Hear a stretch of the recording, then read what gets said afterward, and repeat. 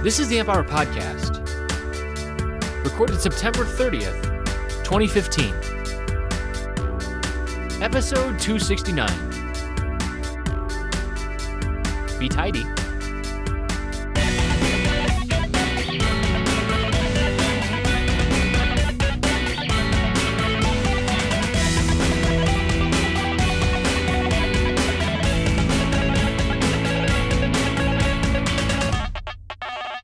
Welcome to the Amp Hour. I'm Dave Jones from the EEV blog. And I'm Chris Gamble of Contextual Electronics. Bloody microphones. Yeah, you'd think you'd get that, huh? Build your own, man. I hate technology. You should get Doug to build you one. Yeah.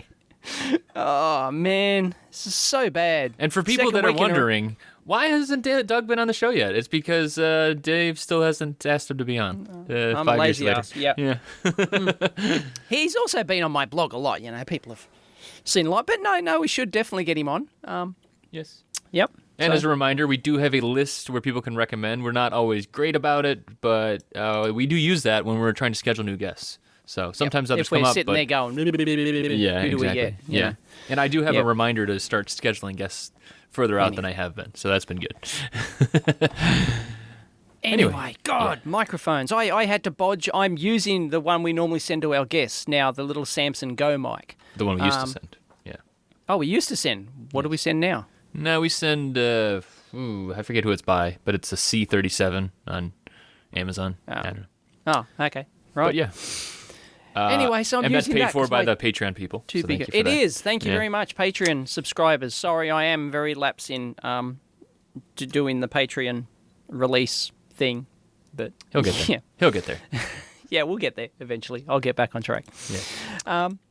So, ha! You Sucked son in. of a bitch. I am. Are you jealous? I'm so jealous. I don't think is it an early release? How are you going to it? I thought it doesn't come out here till Friday. Because we're in Australia and we're ahead of the rest of the world. Hello? Yeah, sorry. Yeah? That was just my shock, and also I had a mute button on. What? Right. Ahead in what way? Is it ahead in, You should know this. We're ahead in time zones, and Well, I knew also that.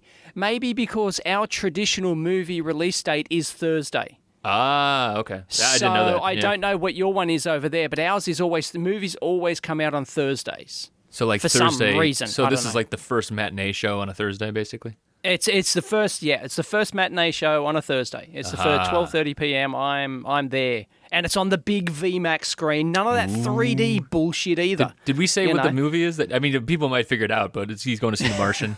Yeah. I am going to see The Martian. Yes. Yeah. Yes. Watching Dave's Twitter is like watching a little kid getting ready for Christmas or something. Okay. Yeah. I can't blame you at all. I mean, I'm going to be the exact same. Right. So, yeah. You want to know what else pisses me off? What's right? that, Dave? I've been trying to, I think people know, I've been trying to book this Back to the Future thing, right, for the 21st of October. That's a date, everyone knows that's a date Marty McFly goes back to the future, right? Mm-hmm. And I've been trying to book and everything. I wanted to get this huge, huge traditional cinema, massive one. And I've spoken about this. It's got like the organ that pops up out of the thing. It was going to be, I was going to have a whole production, right? It's going to be fantastic. And they said, no, Universal have given exclusive rights to Hoyts in Australia. That's like a cinema chain here, right? And no, they can't do it. All of October, they've got the exclusive rights to it. Dude, what you should do, you should invite people to the car park in your building and just get a projector and just project on the wall. Yeah. I mean, like, seriously. And then just, have people bring some beers, like, that's how you hack it. I mean. Yep. Yeah. Life hack it. Yep. I hate that term, but yep. Yeah. But it's the right the right idea, though, illegally, right? I mean, Yeah. Yeah, maybe. If you announce it, then it's like public or something. I don't know. Whatever. I mean, you could just say that you're having a party, and then, what do you know? Whoa, this happened to be on. Who did that? You rascals. Oh, boy. I'm thinking about, like, you can buy those big, like, trucks. They're like trucks, and they have, like, a huge cinema screen on the side, or it pops out from the side or something. And they, like, you can rent this truck, and like, to events and stuff, and, like, they pull up the truck into a field or whatever. Yeah. Instant outdoor cinema. That's kind of cool. know? But Yeah, again, yeah. that would probably be Oh yeah, it's Yeah, kind of yeah. Anyway, so yeah, you got to get the rights or whatever. So it's all about the rights. So anyway, I contact Hoyts, and just this morning actually just got the email. They're still checking for me, and they go, "Oh yeah, we might be able to do that. And by the way, we are already running something official." And right. you can book public tickets to the official thing. Fine, I didn't know about it. I went to the website, finally found it, and they're only showing the first movie. Ew. I know, and they're only showing it at one cinema, one time. Like, that's it. Fail. Not even the second one? Jeez. Not even the second one where he actually goes to the future. It's just, I think you got to do that off grid, man. You got to organize your own thing. I've got to do it That way right. the popcorn is not $8, and it's you just pop some popcorn. right. You're fine. Yeah. Anyway, they're bloody well checking on, So you guys are really ahead of everyone else in the three. world. That's what you're saying. That's what you were saying before. That's what I'm Australia's saying. ahead of We're everyone ahead. else. Yep. Yeah. Yes, we are. We will show it here on a Wednesday, Wednesday, 21st of October. Yeah. You just meant Anyway, time-wise. You didn't it's mean been- like progress-wise. Shut up. Yeah. Shut up. All right. Well, America's not No, I know. smelling like roses either, dude. I know. Yeah. Okay. Yeah, right. We'll do Anyway, that after so the enough- show. Yeah, the trade-off. All right. Yeah. Enough of that. Yes, I'm very excited. I'm going to the Martian after this. Very cool. After I'm I jealous. drop off a multimeter to a fan who's, Oh, yeah? I'm stopping hoarding here now. Oh, good. I talked about this on the EEV blog forum. I was looking at getting a new space. Yeah. A bigger space. Yep. 3 times bigger than what I've got now. 150 square meters. I've got a lousy 50 square meters here in the EEV blog lab. Why? Because, I wanted a change of pace. I wanted like fresh air and a window, because it's pretty depressing here, right? I just sit in this locked room. I have no idea, right? Like my life is just, can't even see outside. It's pretty depressing. Yeah. Anyway, Yeah, I know how that goes. I work in a basement. Right. Yeah. Is anyone else in that? Leave it in the comments. Are you in the same thing? Are you locked in the dungeon as engineers traditionally are, and you don't see the light of day? I've had a windowed office twice in my career. Really? And that's over 25 years. Twice. Like. Yeah, that's. I Yep. think the trend is towards cubicles, anyways, right? And it's usually in the Right. Yeah. Right. I mean, even if you Yep. are in the center of a huge space, it's usually you're not on the outside ring. You're not on the window side of things. So. Right. Yeah. Yeah. No, I mean, but the 2 window seats I did have were primo. I got to admit. I don't know who I can't remember who I slept with at the Christmas party to get it, but it was like, The thing in Cleveland is sometimes it's a punishment here. Oh, right. Okay. You look out the window, you're like, oh, right. Still Right. Cleveland. Yeah.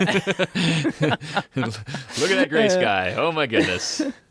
Yeah. Oh boy.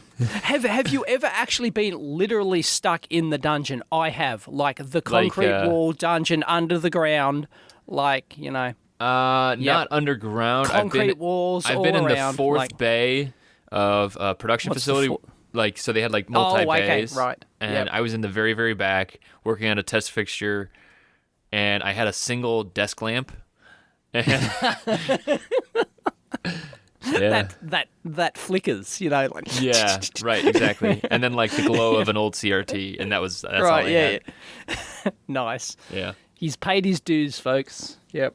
Yeah, well, sometimes you got it. But yeah, so nothing like nothing like what you're talking about though, never like underground. Right. Yeah, I have literally have the dungeon. Anyway, I was, I got kind of, I started looking around. I got excited by this place because it was double the size and it had like a balcony and, an office that overlooked, like trees and, Yeah. it actually, you could see the sky. Yeah, it was like, light and airy and, you could open the door and get some fresh air and, that's kind of novel. Anyway, that one was taken, but I found this other bargain basement one. Dude, like it's 'Cause like it's in a literally basement. half price, right? And it does actually have windows in one of the 5 rooms. It's got like 5, rooms plus a big open work area. It's huge. It's enormous, and it literally is half price in the business park I'm currently in now, and that is unheard of. Like Like, and I'm going, what's wrong with this place? And I go and inspect it, and it's not bad. Sure, it's not a balcony with a fancy plush office. It's more of like a more industrial kind of feeling than real plush office feeling, which is common in my business park here. It's mostly plush office space, grade A as they call it. Right. Yeah. Grade A office space, and you pay a huge premium for it. Real estate's very expensive around here, and if people want to know how expensive, it's about for 100 square meters. If you wanted to buy it for 100 square meters, double what I've got now, it starts at $400,000. Good Lord. Right. Yeah. So yeah, right. That's how expensive it is around here. It isn't just homes and stuff.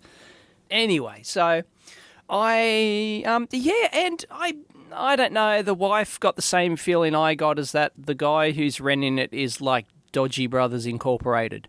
Like he wants to do it himself. He's not going through a real estate agent. It's all sort of, under the table, kind of, dodgy, and I don't know.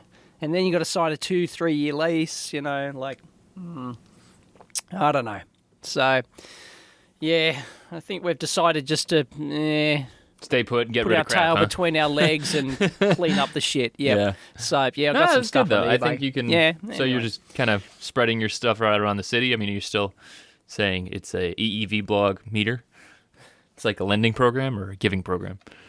Oh, right. Yes. Anyway, that's what I'm going to do after the show. I'm dropping the meter off. I'm dropping a meter off to a 14-year-old. Oh, cool. Yeah. I got it in the mailbag and I thought, no, I've got to stop hoarding stuff. Yeah. So I'm going to, Is that the 8060 that you got? I saw you got. That's the Fluke 8060. Yep. Yeah, because I was watching it and then I was like, hey, you didn't even remember. It was Dave Taylor. That's who you're talking about. So Yeah, Dave Taylor. people Yeah, don't sorry, remember Dave. Dave It's Taylor like, was one of the architects on that mental project. block at the time. Yeah, he was on there. So Dave Taylor. Yes, I linked that in. Cool. So, yeah, that was an excellent episode. So, anyway, yes, he's going to get himself a crusty old 8060A.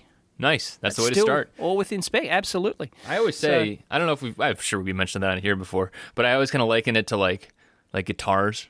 Like if you start with like a Gibson Les Paul 69, Right. you'll never appreciate the really good, like something that good, right? You have to start Right. with the crusty old meter or the, something where you have to do a little fix to get extra bandwidth on your scope, or some kind of crazy triggering. If you just start with like a super high end scope too, like exactly. Yeah. Yeah, that's why I still recommend, a 20 megahertz analog dual channel Yep. scope, Yeah. Does you just fine a lot of the times. Yeah. I've got one here. I've got a HP. I've got a HP 1740A, I think it is. And it looks like it has a fault, so maybe a repair video. Cool. I totally wimped out on my. I ended up dumping my Tech 425. I had that for a while. You dumped it. You physically dumped it. No, I gave it to someone else for them. Okay. But I was like, I have no interest in fixing this. Yeah, right. I know yeah. what it's like. I know. Because that's the thing, like just like with the milling machine stuff too, right? It's like, do you want a project or do you want a piece of equipment? And most of the time, right. I want a piece of equipment.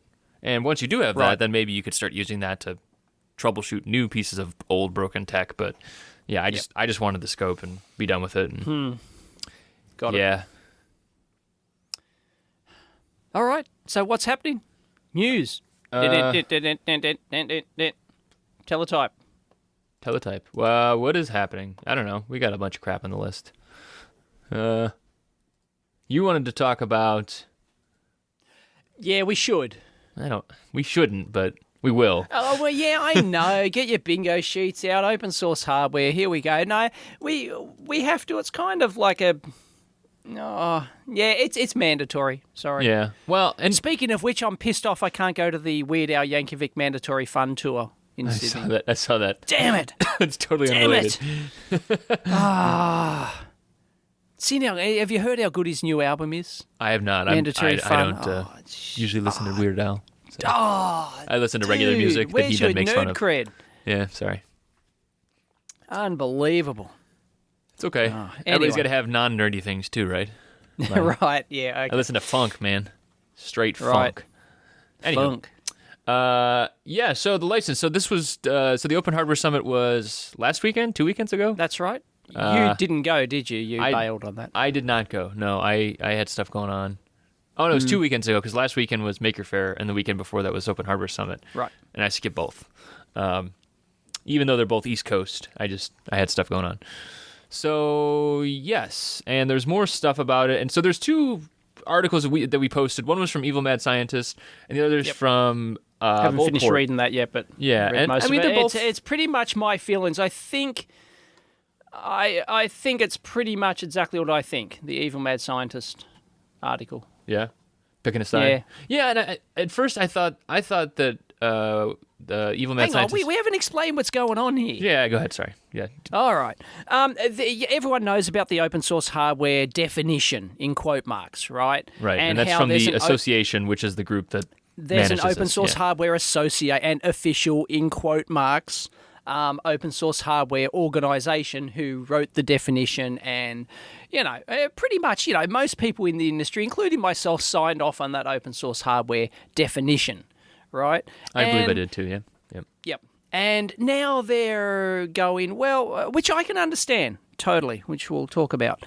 They're bringing out this new certification program, right, where they will have a new logo, not just the the open wheel or whatever. They open Yeah, it's like a gear with a keyhole. The open gear keyhole, which mimics which mimics the open source software one, which is mostly just the keyhole. but it adds hardware, which Yeah. is actually a really good logo. It's very Oh yeah. simple and clever. It's right to the point. Yeah. Yep. Anyway, so new logo, new certification program where you sign up. Okay, you've literally got to and they're going to trademark it. They're going to trademark this logo, right? So they legally own it, as opposed to the open source hardware logo, which effectively nobody owns. And you can sign up for this certification program where you agree to all their official terms and conditions. And you're allowed to put the official logo, and say certified stamp, on the side of your product. This is an open hardware certified product. And Right. one of the killer things in it is that if you don't abide by their terms and conditions, they will fine you, right? They'll start fining you. And, okay, that's it. Discuss. Well, yeah. I mean, obviously, a lot of the talks, like people that put this on a product anyways aren't really. They don't give a crap. Either way, They don't right? give a crap about the definition, and that's as is it Ian, Evil Mad Scientist? No, it's Wendell and Lenore. Sorry, we know. Yeah. Sorry. Yes. He says he likens the open source hardware logo to the Wild West, and it pretty much is. It's what everyone, every gunslinger in town's using the open source hardware logo, right? And they don't really care about the official definition. Yeah. Too much. They sort of, take, either they haven't even bothered to read it and they just go, oh, it's open because I released a schematic. Bang. Whack on the open source hardware logo, And so I can understand why the hardware group have done this, because it's sort of, they can't keep control of that logo. They don't own it, right? They can't keep control of the Wild West. The only thing they control is something that they own themselves, so they can get a new logo, trademark it. Nobody's allowed to use it. It's all legally locked up. Bam, terms and conditions. I can sort of understand why they're doing this. It sort of makes them relevant. It makes them relevant. Is that the correct term? You're saying it makes the OSHWA The group. relevant? The group, the Open Source Hardware Association, relevant. Yeah, I suppose so. I mean, yeah. They are the centralized body that would police They are the this centralized stuff, body, but do most people, as everyone, as is plainly obvious, most people just don't care. They just use the logo and that's it. They don't care about the association. They don't care about the definition too much. They just sort of, meh. Anyway, I can understand why they're using it. I can, Okay, so Dave's Dave's kind of give some background here. Point. I'd like to just give some personal flavor because that's all I really have. I have nothing more That's than my what opinion. We have nothing more than that, right? We have nothing more than our opinion. What are you talking about? Go. As soon as this stuff came out, my eyelids started to droop. I can't. Yep, same here. But I will preface that with I'm not selling anything, right? So people that are putting stuff Right. out there that are making money on it and trying to also share at the same time, that's a hard friggin' thing to do because you gotta balance. Well, will this get ripped off or not? And that, Yep, of course. I am not in that boat. Yep. If someone asked me to put a badge on something aside from, if I'm going to be asked to pay for it or anything like that, I'm not going to be selling the hardware. And if I have to pay to put a logo onto the hardware that I do put out in the world, I'm just not going to do it. I'm going to say, this is whatever the hell you want to call it. Here's my GitHub repo. Yep. That's got to be good enough for you, because if I'm not allowed to call it, and that's fine. Now, I still want to support the OSHWA and stuff like that, but man, my attention just gets strained with this stuff. Same here. I support the conference. I think the summit's really great. I mean, I help sponsor it through Parts.io, stuff like that too, and I love the people that are there. But man, I just don't. You don't like the politics of it. It's just and it's like all at the end. It's like Yep. It just makes I get the tinglies. I just don't want to. Maybe it's just too real, but maybe I'm being immature about this, but I don't care. Yeah, no, that was my first initial gut reaction first time I saw this, and it's like, I want to get off this train, kind of, that's not the train I want to be on. I want to support people that are doing this. That's the main thing. And no, totally. I totally support their decision to do this, and I think I'll always support their, I'll say, it's a good thing. If people want to either pay money to put this certified logo on, that's fine. I fully support that, but it's probably something that I'm not going to do. Yeah. Yeah, I mean, and that's what it comes down, and it's going to just start splintering. It already has started splintering, exactly. Oh, well, is it this logo or that logo, and blah, blah, blah. And at the end, everyone's going to say, well, who the hell cares, right? And the status quo will most likely prevail. I'm 95% sure of it. Everyone will just keep using the open source hardware logo as they have, and nothing will change. And then, yes, some people will use the new certified logo, but most won't.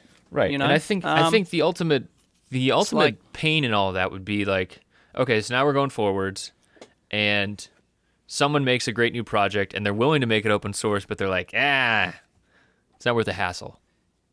What then? Well, okay, well then they can't. I mean, the choice is easy. If you meet all the terms and conditions, then there's probably no reason not to use this new logo, because I don't think they want to charge for it. I think that I think it's free. Don't quote me on that. Yeah, I think it is. But you've got to sign up. You've basically got to sign up and agree to their terms and conditions, and the fine if you don't meet all the if you fail to meet the terms and conditions and still continue to use the logo.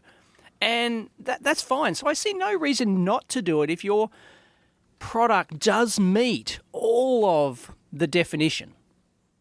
Right? There's no disadvantage to using this new certified logo, I don't think. Okay. Maybe I got that wrong then. Then that's the thing. Maybe this is not even holding my attention enough for me to understand what's actually the case, because I thought that there was a charge involved, but maybe there's not. Oh, right. Well, I don't recall ever seeing mention in a charge. What I will say is that I'm sure that I'm wrong on a lot of this stuff. I would love to see discussion in the comments or on Twitter or anything else like that. I will relay them here with Dave. Me and Dave will relay that stuff. Any kind of clarification that we can get, but I'm sorry, I'm just not there. But I'm not selling open source hardware. I'm talking. I am not in a big way. You know, and this is actually the thing for me, right? Because I'm working on a product at the moment with a big manufacturer, right? And the current product shall remain nameless. But anyway, it's going to be open, in quote marks, right? It's going to be open. There will be schematics. There will be, protocols. Every firmware, hopefully, will be open, right? Yeah. But I don't think I'm going to be able to talk the manufacturer into giving away the 3D case files for this thing. Right? Mm. And for this particular type of product that I'm making, there is no real reason to give the CAD files for the fancy, fancy case that this thing comes in to the community. There's no advantage. Nobody's going to go out there and get, $50,000 molds made and remake this thing and tweak it. It's just not. Yeah, that's your competitive advantage. It's just the money invested up front, right? Yeah. There's just no reason to do it. I'm not holding it back. there's reasons to hold certain things back like that, because the only people who are going to use those files would be the direct cloners who want to churn out an exact clone on eBay, right? That's the only reason somebody would need those files. Yeah. Whereas in every other respect, it'll be open, hopefully, right? But so therefore it does not meet the definition. So therefore I cannot use this new certified logo. But I'd like to be able to use the open source hardware gear logo, but I probably can't because I've signed on to that definition. I do know what the definition means, and so I might just call it open hardware instead of open source hardware. Even though nobody owns that name, there's nothing stopping me from using either the name open source hardware or using the Open Gear logo. Well, nothing I at feel all like, legally. Like at the extremes here, what it comes down to is you're selling hardware. I sell knowledge about hardware. I don't sell the actual hardware. Right. But if I ever did start selling the hardware, eventually what it comes down to is if you're not going to do some kind of centralized thing here, you're going to have a page on your website saying, I am committed to releasing all my design files, blah, blah, blah, which people have been doing forever anyways. Of course. Yeah. And I believe in this stuff, and I want to support these other people, but I don't meet all of the stipulations, and that's fine, but I still support them, that kind of thing. So, yeah, I don't Right. like. Maybe I just had this thought, right? I just had this thought. Maybe if we modify the gear logo, right, so that you add little icons around the outside showing what you're giving away. Like it'll have like a schematic icon, it'll have a PCB icon, it'll have a 3D case file icon, it'll have blah blah blah, firmware icon, and you can see at a glance of the logo. Hey, I should trademark this. You can see at a glance, by looking at the logo, how much stuff they're giving away and how open it is. Yeah, like give you like almost like a dial indicator kind of almost. It's kind of like the Creative Commons thing, that CC, stuff and then confuses you the hell out of me too, though. It's very confusing, yeah. But make it simple with the logo, like you give it like a little circuit symbol. Okay, I'm giving away the schematic, or you're giving away the design files, blah blah. So you sort of know how open it is. Right. I think when I get back from the movies, I might do a little mock-up video, a little mock-up on that, and do a video or a blog post on that, and see if that takes off. I'll ride this pony all the way into town. Okay. It just popped in my head a minute ago. All right. That's the best ideas. And what I'm really thinking about is, we've talked about this a lot. Like you said, bingo sheets. We've talked about this a lot. All right. And I don't remember how. I remember in the past, I should go listen to old shows. I remember in the past we've talked about the CAD files and all that other stuff too. And then we came down the other side. We didn't care. And I'm just on that side now. I just don't care about this right now. So what I'm going to do is wait for this to shake out, because there are people that care about this more than I do. Oh, of course, yeah. Yeah. And I appreciate that, and I want to hear from all of you, as long as it's kind. And I'm willing to change my position too. I don't care. I mean, like that's like I don't know. So yeah, no, same here. Anyway, there's a big Evil Mad Scientist article on it, and also I think from what I've read so far, his thoughts pretty much parallel mine. I think in that, I support them for doing it, and I think it's a good idea that they're trying to formalize everything and stuff like that. But they have the potential to rub people the wrong way. It has the big potential for failure because nobody's going to bother. But as I said, if you meet the definition, then why not use this new certified logo? It might add some cred. It might add some extra cred. Whether or not this logo ends up being credible, remains to be seen. That's, to be determined by us. By the community, you and me. By the Dave and Chris say yes. That's it. Yes. It's to be determined by the community. How many people take it up? Is it valued if your product has this certified stamp on it? Certified stamp of approval. It remains to be seen. But anyway, I say well done to them for trying to take a step in this direction, because it like I is said, the Wild West. People and that there's do nothing care wrong about with this trying to stuff more than formalise me, I appreciate that. Yep, So. totally. It's interesting. Speaking of which, it's interesting. somebody mentioned this on the forum. It was talked about, and not meaning any disrespect at all here. It's just people were just pointing out a fact here that all the people on the board of all the people who are on the open source hardware committee, none of them are electronics engineers as such, which I found interesting. It's like, do we just not bother? Do us electronics engineers just like, just like as your stance seems to be, it's like, I couldn't be bothered, like caring about this sort of stuff. I don't know. I Is it can't just say I because even we're looked not at that. Yeah, I don't even people know. who care, So anyway.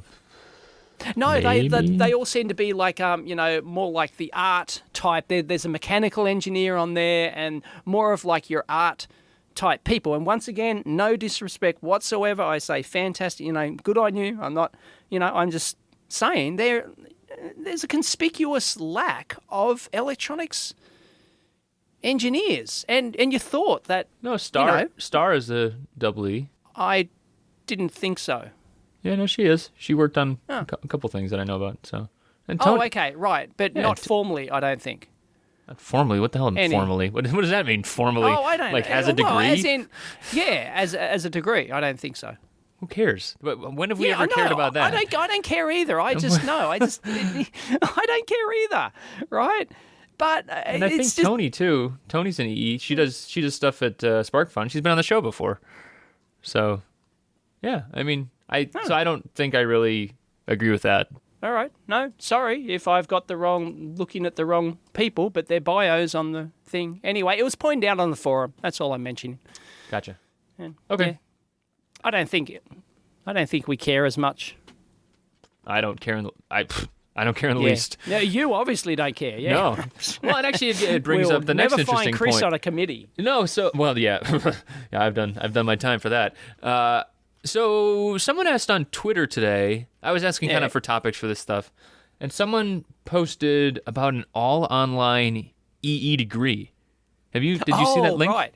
Oh, yeah. These are common. These have been around for a decade. These are common as mud. Really?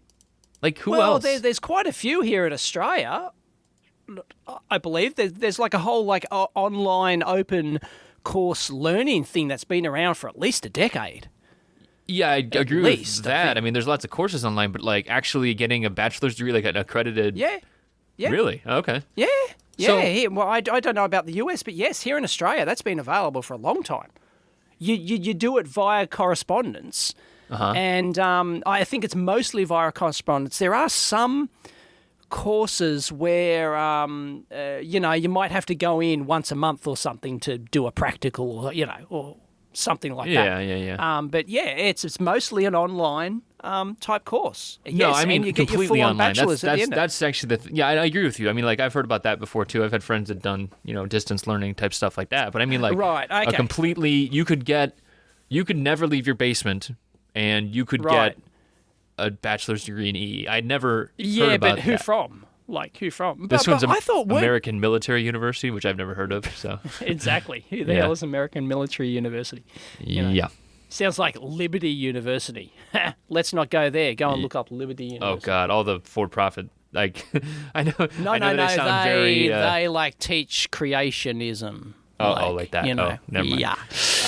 No. I sound like a bit of a hypocrite because I'm very against for-profit schools, and I run a for-profit educational online program. But like, I'm also not charging $60,000 a year and then having completion rates of 9%. You know what I mean?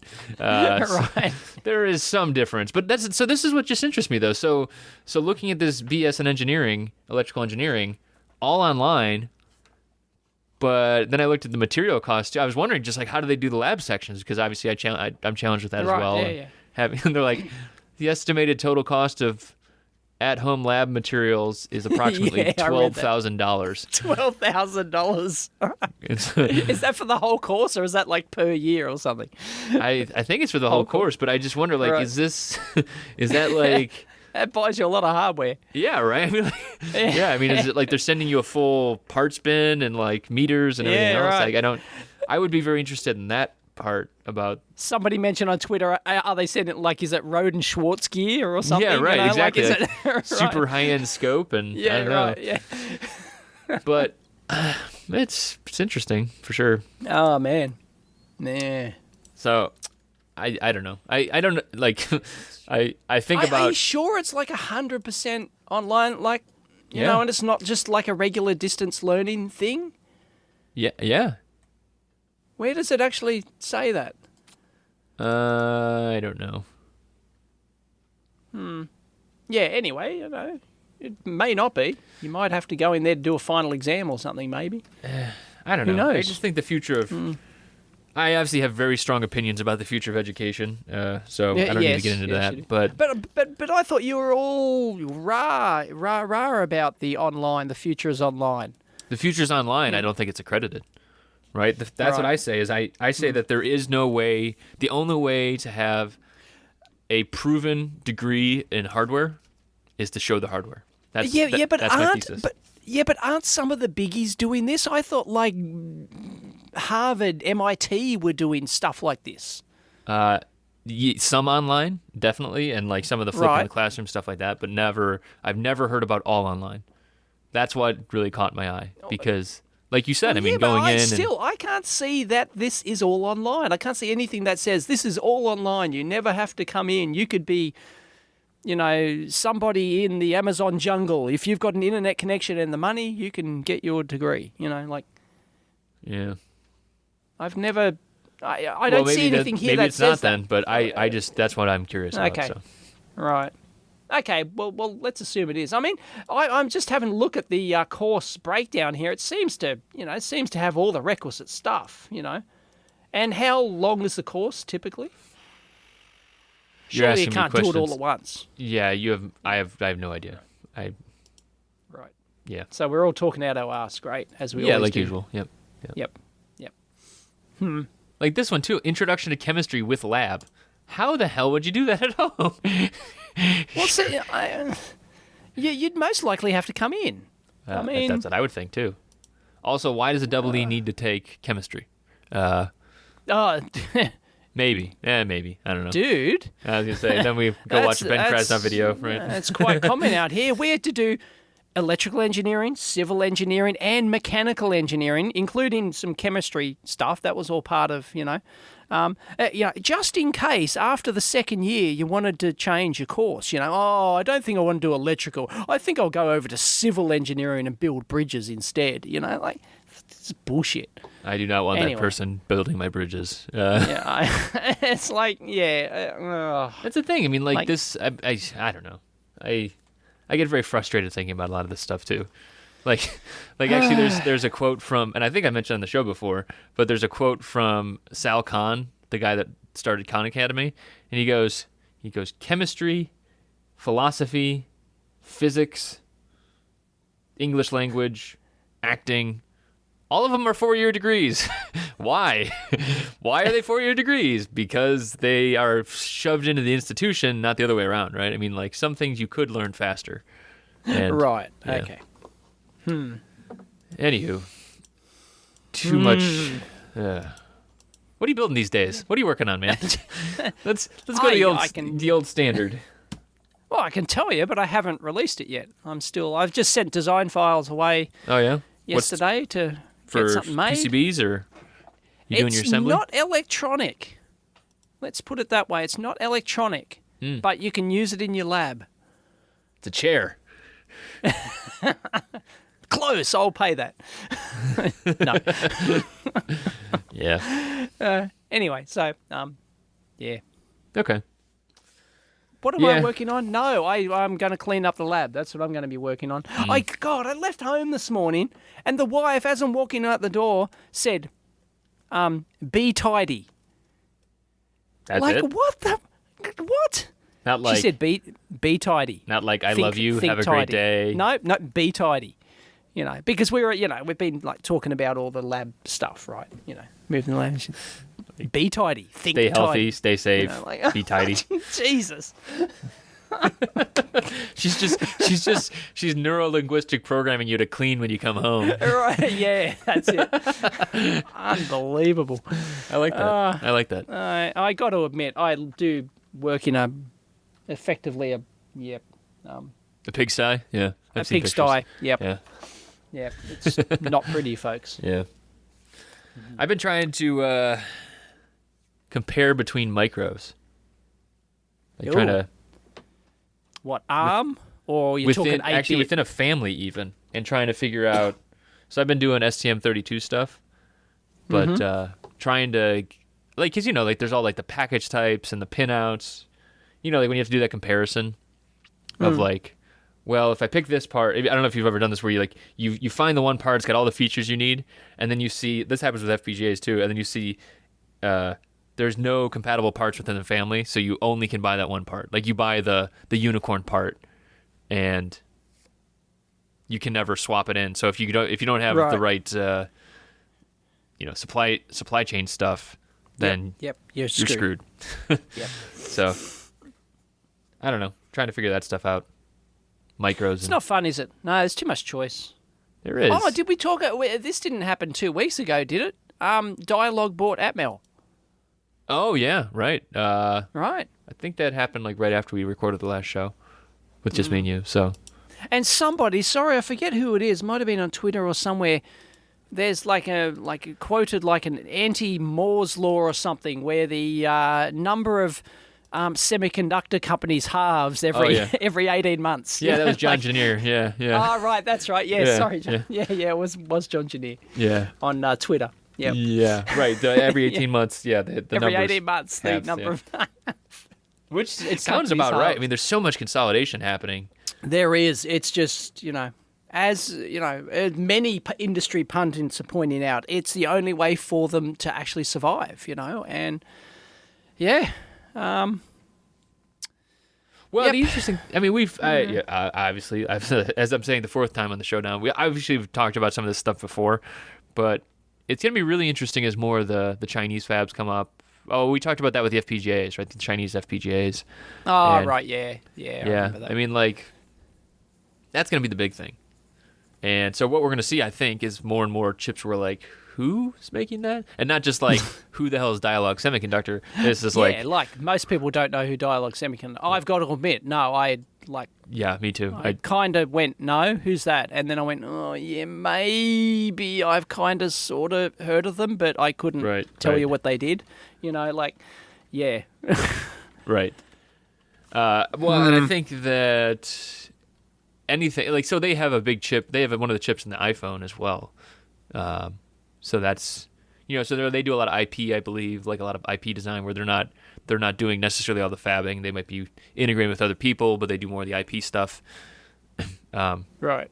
But it doesn't mean they can't be big, and that's the thing. I mean, you can make a lot of money like that in the large consumer space, but yeah, it doesn't mean it's going to be a household name. Right. When you have 2 customers, you don't need a lot of support staff. Well, you don't need a lot of support staff for the public. So yeah. It'll be interesting to see, the usual. Is Atmel going to change the name? Is the structure going to change? All that's what's the consolidation? Right. Well, there is no, obviously, Dialog want them for secure stuff. They want them for their all their touch technology and all that sort of stuff.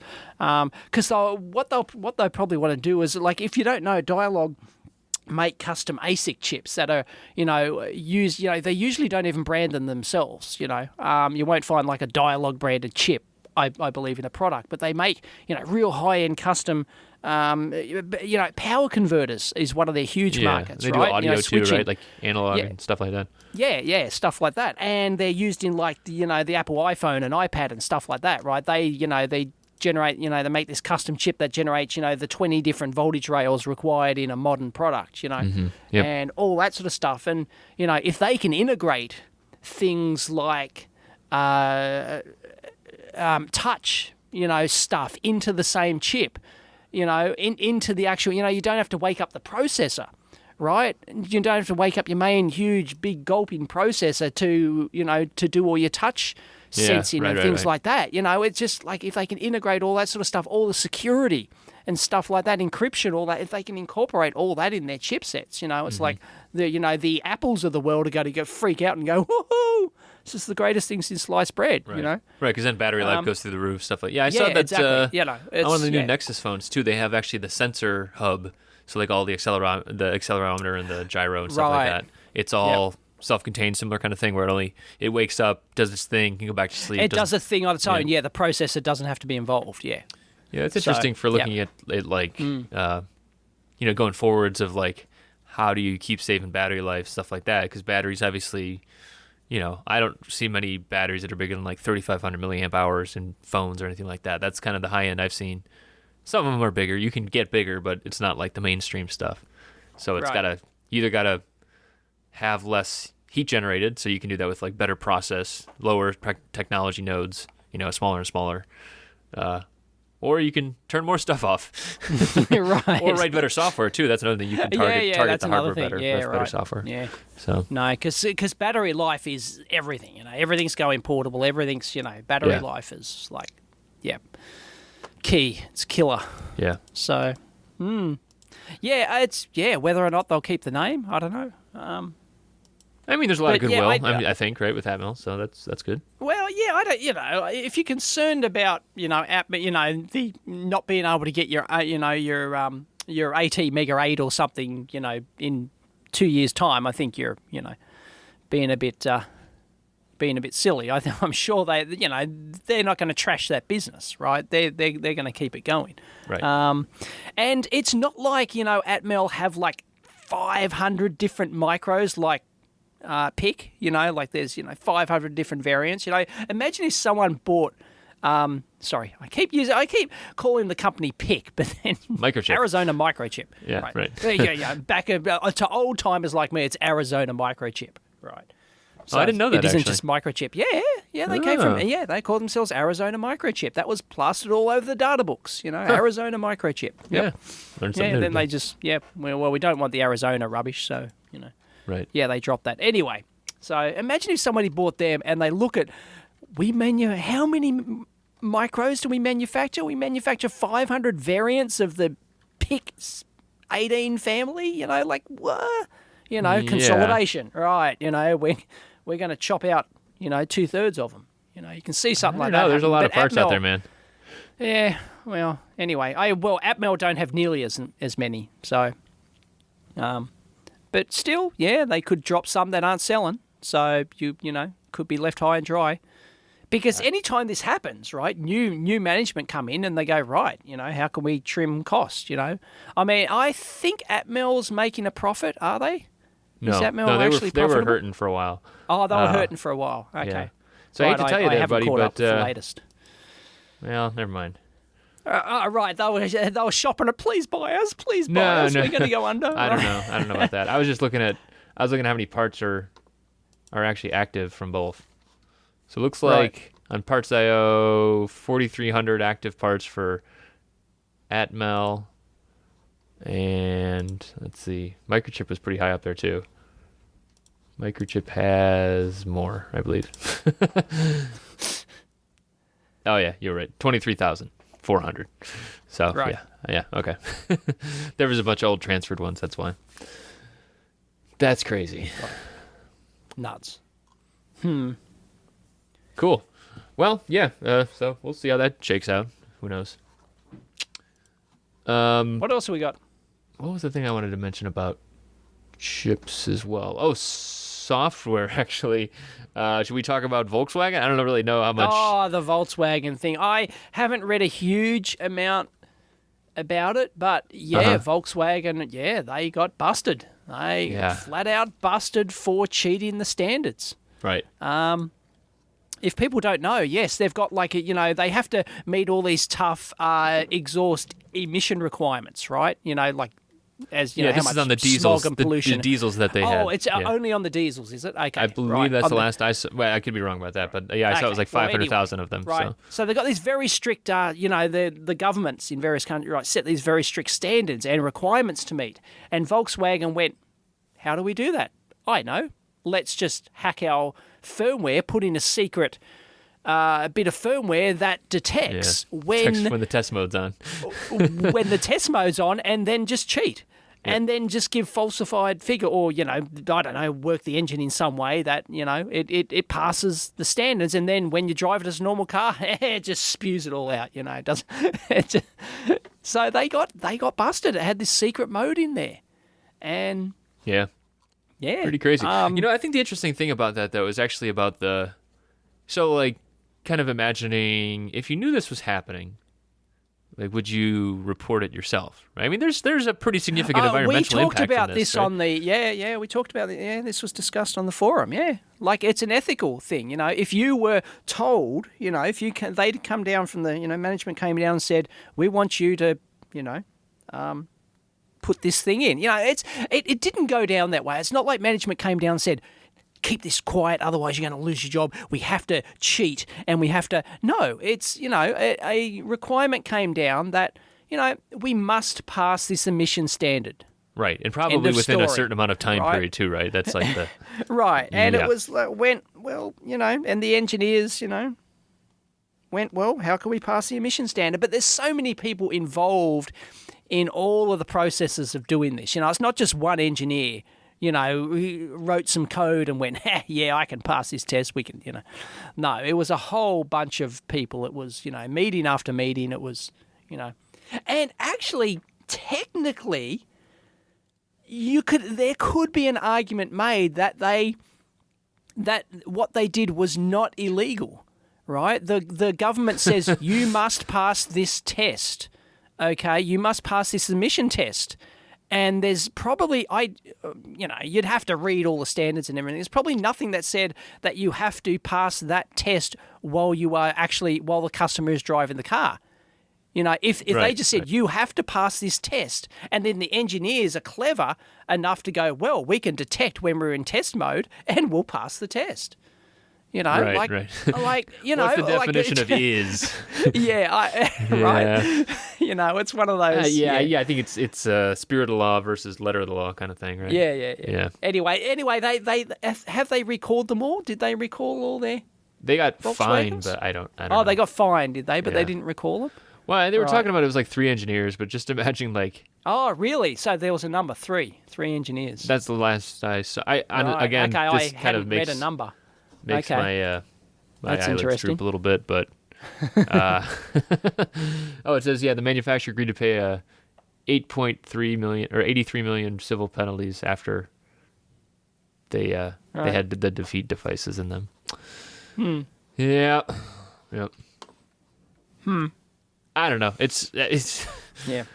It's amazing that we just drive these things around, I have a friend, I have a friend and colleague of mine who I used to work with, and he always had we had worked at various military companies together, right?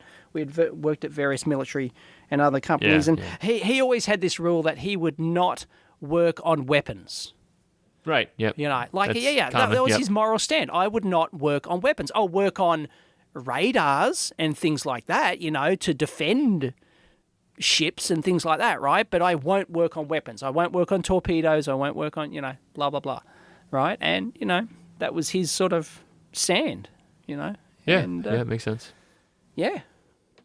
Yeah. What do you think, people? What say you? About weapons? What would you do in this situation? In this situation? I don't know, man.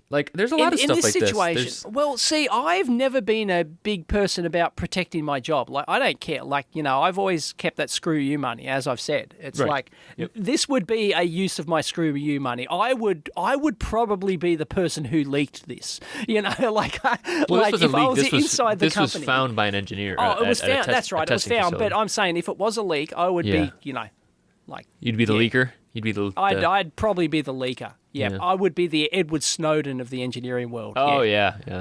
There's an easy one to put on yourself and with no backup. Right. Yeah, I would... I would totally be... If I see something really wrong like that, and I know that, this is just wrong, I would... Yep. I'd either speak up, quit, or leak it, or all 3. Yeah. You know? Right. Probably, yeah. But that's just me.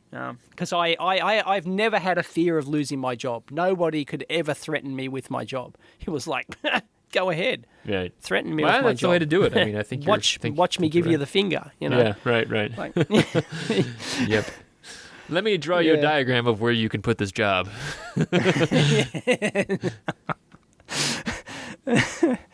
oh dear. Anyway, interesting. I wanted to call out, I saw a YouTube video that you were in, not yours, State of Electronics. Is this the long sought after This is the documentary? long sought after. Well, yes and no. If you remember, like this was back when I was in my garage lab. So this was more than 4 years ago when Carl von Moller, who's a documentary film, well, he's a really high-end, you know, he's a real professional filmmaker. He does commercials and documentary films and all sorts of stuff. He decided to make this documentary about the Australian electronics industry. And... he came and interviewed me in my old lab. So that's how long ago it was. I thought it looked familiar. Yeah, I was like, what are those cabinets, and why does Dave look so cramped? All 4 square meters of it. Yeah, those were the days. And I complain about 50 here. You know, this is luxury. All right. Yeah. And I've done a few interviews with him since, talking to, you know, updates. Where's it at? You know, why haven't you released it? It's because he wanted to release something really professional. You know, he can't ruin his professional reputation by releasing something that's shoddy, right? Or, you know, slapped together. Here it is. You know, I couldn't be bothered finishing it. So why did he put you in it then? Yeah, I know. And Doug. And, right over the plate. Other crusty people like that. Yeah. And so... Anyway, but it's, you know, so he wanted to do it right, which means every photo you put in there, every shot you put in there, you have to get the rights to that image, right? So you've got to go to the company to buy the rights, you know, so you've got to have the money to buy the rights for that. But this is how the real movie documentary industry works, right? You've got to, you know, you can't just whack it up on YouTube, you know, she'll be right. You know, you've got to sort of, you know, do it right. And if you're going to release it as a proper film documentary and stuff like that. So that's why it's always sort of like fallen through, you know, and he just keeps finding, as, you know, it's a feature creep too. You know, he keeps finding more material, more people to interview, you know. That'll and do that it sort on of any stuff. project, right? Anyway. But he basically had a hard time finding people to fund it. Fund all the work, you know, it needs to be professionally edited and graded and, you know, and all sorts of technical whiz-bang things I don't know much about. And, you know, so he needed money and time to do that. You know, he's got a family to feed. He can't, you know, spend 6 months on it full time, right, which is what it would take, apparently. And... yeah, it just, you know, never happened. Couldn't find the, you know, the right distributor for it and, you know, somebody who would distribute it and blah, blah, blah, you know, screen it and, yeah, next time just tell him to put it on Kickstarter, huh? I mean, something anyway, like that, I did that and he thought about it and there were still some of the logistical issues and, you know. Anyway, so now he's went, bugger it, I'm going to release it on YouTube, but in little tiny parts that sort of tells like a whole story. Yeah. So it's not one big feature movie length documentary as it was going to be. It may still do that. He may still do that. But yeah, he's releasing lots of these little 5-minute, you know, 10-minute snippets on YouTube. Well, sign up for his YouTube channel. Yes, he's check got it a out. dedicated, Subscribe. It should I think be it's good. State of Electronics YouTube channel, is it? Yep. That's right. So we'll link that in. So check it out. And yes, I'm in it. Dougie's in it if you're a fan of Dougie. And all sorts of various famous electronic people. Dick Smith, Tricky Dick Smith. Yeah. You know, and all and sundry. So, yes, watch it. It's awesome. Cool. It's going to be. I think he's released 2 or 3 official ones so far. And I think every week he's going to release one or something like that. It's going to be a weekly thing. So, yep. Check it out. So let's see. We're kind of running out of time here. Dave has a movie to catch. Lucky bastard. Yes. Sucked in. One thing that's interesting is the rephone kit, which I think What's a rephone kit? we haven't talked about it, but Seed Studios putting out a phone kit. So basically, I'm guessing it's a MediaTek and controller. I basically, thought a few people were already doing that. I don't know. I mean, I have seen some of that stuff, but this is kind of to make anything I thought kit, Jonathan Oxer from Freetronics had a phone kit. Yeah, well, that's the thing. A lot of these have like the GSM modules on them, stuff like that. So this is a little bit. I think this has other stuff. Maybe not. Maybe I'm wrong. But interesting idea. Kind of matches the stuff that Bunny wrote about a couple months ago in the Gunkai phones that we've talked about on here. So thought that was interesting.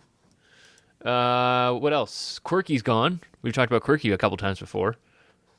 Yes. Why did they go? What happened? Well, a lot of things. But they raised like a buttload of money, like 120, 150 million. I don't know how much it was in total. Yeah.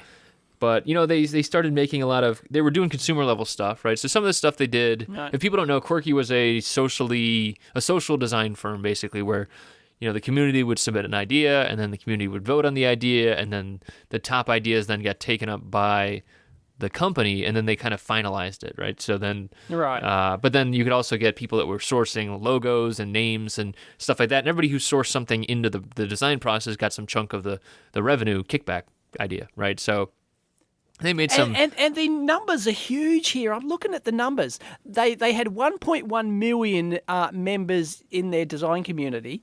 Yep. They started 285,000 inventions. Started, whatever that means. How much? 285,000. 285,000. Okay, so I assume that's like ideas submitted. Inventions started. Well, yeah, I don't know. It's just crazy, right? Yeah, it's got to be. And they paid out over $10 million in community payments, right? Yet they went, but they went bankrupt. They filed for Chapter 11. Right. And part of that problem is that then they started getting in, at least as far as I understand it, they started basically doing these large agreements with, big box retailers, stuff like that. And people that know about that business, a lot of times you have to front the product with no guarantee. Like, they don't buy the product. You basically give them the product, and then they pay you for what they sell. So I go to sell stuff at EEV Blog stores, Australia, and Dave's got 1,000 stores, and I source 100,000 widgets to Dave, and Dave only sells 5,000. I have to eat the 95,000. I have to take those actually back, and I only get paid for the 5,000. So that can get real ugly real fast. And then people also we've talked about on the show in the past, they were doing kind of like IoT for the home type of thing with like a Wink controller, it was called. And then a while back, they had a firmware update that bricked a bunch of this stuff too, so then that hurt the brand. Ooh. So, I mean, it was just kind of, it seemed like it was just... Wink is still going. That's on their main page. Yeah, they're going to sell that to Flextronics, probably. Right. And yeah, I mean, so that stuff will still be out there, but like the company behind it's pretty much gone, so yeah. Right. So there you go. That was a huge flop, wasn't it? No, I mean, I think there was a lot of really successful things there. I think it was the scale. So like a lot of the successful products, like the one that they always talked about was like a flexible snake electrical outlet. I see a photo of that. Yeah. And like that is not a super intricate. I mean, it's a well-designed product, right? And it's got interesting pieces from like a product perspective, but right. I mean, it's not. There's no electronics in there, and there's no way to brick. No, it's an electronics patch panel, basically. So, or electrical patch panel. So yeah, and they did plastics and stuff like that too. But I think ultimately, a lot of the complexities and the speed with which they had to go and then churn this stuff out, and at the volumes they were doing it with the agreements they had, it's just like I don't envy that for anyone, So yep. It was. I think they did some really cool things though. Honestly, like they did some very different things, like just even being able to wrangle that many people into actually, like, we talk about like hardware and designing hardware. They got lots of take up on this. I think a lot of people, Yeah. But what I mean, like designing by committee, right? This is like the definition of designing by committee, and yet for some things they did really well with, and that's really impressive. So I think that's to be applauded. I mean, it didn't work out in the end, but hopefully some of those ideas will be kind of carried forward on other companies, stuff like that. So they failed. It was a flop. You and I have different definitions of flop. Financially, it was a flop. Yes, financially, well, yes. they don't exist anymore. If you put in $150 million, you probably are not too happy with the outcome of this. Yeah, exactly. Flop. Yeah. Last thing that I will say on this list is that conference I've been talking about is real, and we're looking for speakers. Right. There's a call for proposals that I will post. So people that... Huh? Yes, I judged the Hackaday You judged. prize things. I judged. No spoilers. No spoilers, Dave. Oh. Yeah. Well, all the projects are up there. The ones that are in the semi-final. Anyway, it wasn't the final judging. It was only the semi-finals, right? Oh, okay. Like how many go through the final round? Is it just 10 again, or I don't know. or whatever? I don't know. Yeah. Come on, you work for them. You're supposed to know this stuff. I have been much more hands off on the contest this year, but I am working on the conference. Anyway, they're going to announce the winners at this conference, are they not? Yeah, Of the $100,000 so it'll be 2 Hackaday days, prize. November 14th and 15th Cool. in San Francisco. There'll be a bunch of workshops and talks, and people can submit those. And then we'll also have, there will be attendee stuff soon too, if you just want to go versus wanting to actually speak there. But if you speak there, you're guaranteed a ticket, so that's a good thing. And plus, you can, meet a lot of cool people. So, Like Chris. Because no, I meant like so cool. Like all the judges that are there. Although one judge won't be there, but you don't want to meet him anyways. Sorry. He's a nerd. I'm crusty old bastard. Yeah. Right. So yeah, but like all the other judges. I'm a crusty old bastard who's going to go see The Martian. Yeah, that's okay. I haven't been doing that early movie thing either. I just say I don't go the first day anymore. I don't go. I just had to see the first one. So yeah, I'm going to leave now. So bye. Okay, see ya.